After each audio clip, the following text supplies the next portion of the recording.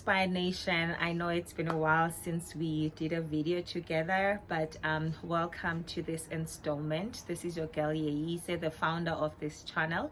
I'm excited to join you today. There's a lot that's been going on. I have not been able to come as frequently as I'd love to, but thank you for tuning in. Today I'm just giving you a short video. I'll be telling a story.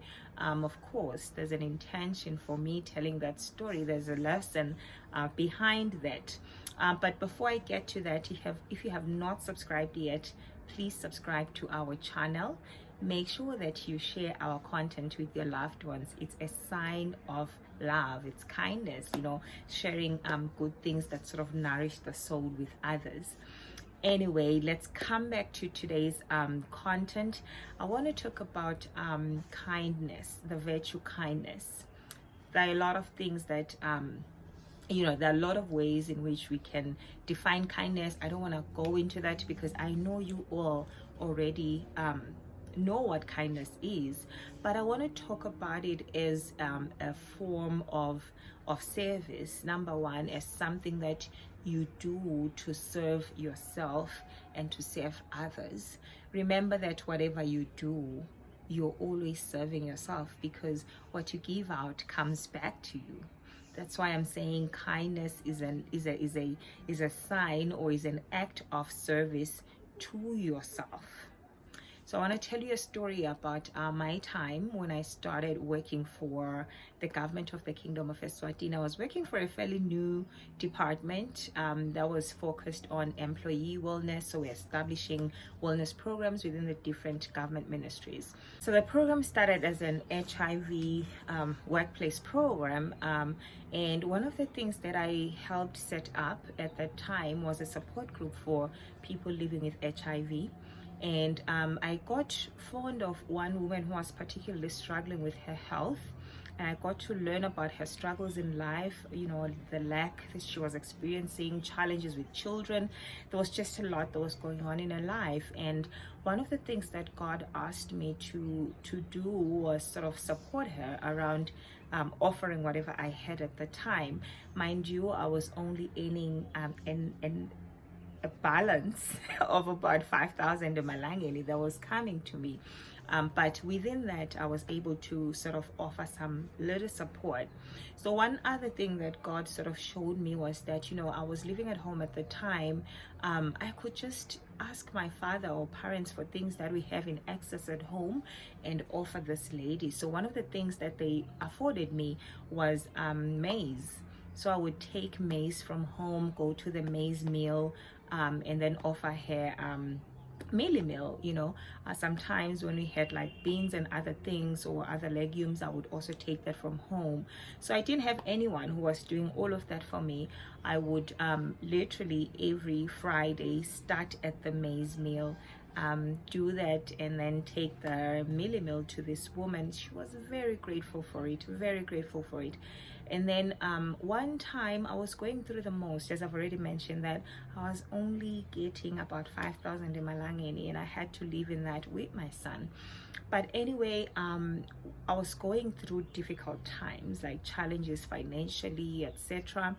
And this woman called me and particularly expressed her gratitude.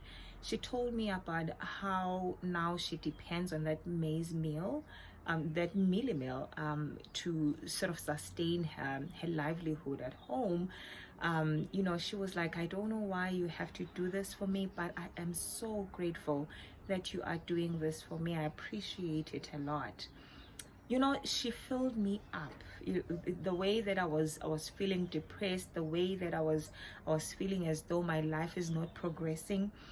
Just this woman calling me at a time when I needed to be uplifted changed everything for me at that time. And I want to say to you, whatever you have, wherever you are, you cannot be limited not to offer kindness to anyone. Right where you are, there's something that you can do for another person, because as you do it, you are offering to yourself, you're doing yourself a service.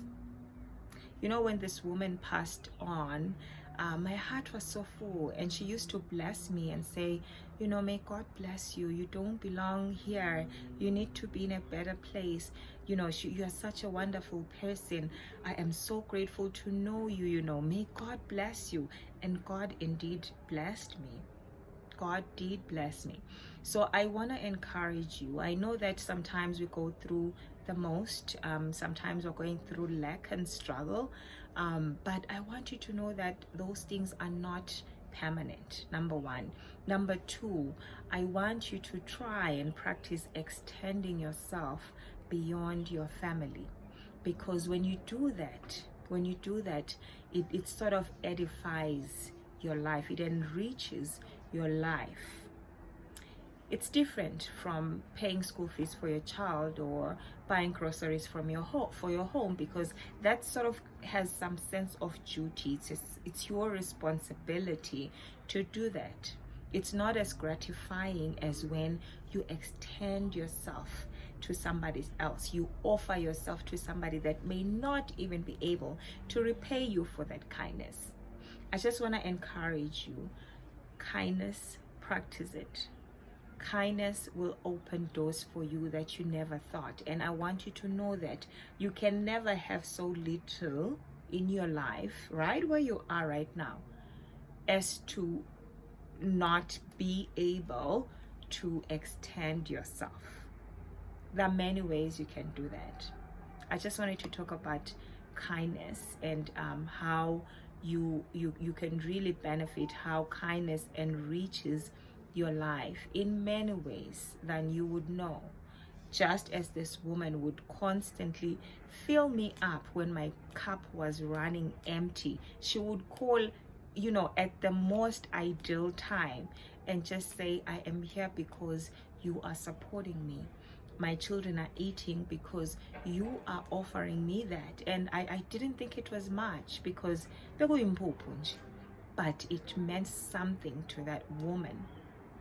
God will bless you. It's real. You know, when you give out, you're giving to yourself. That's what I wanted to share with you today.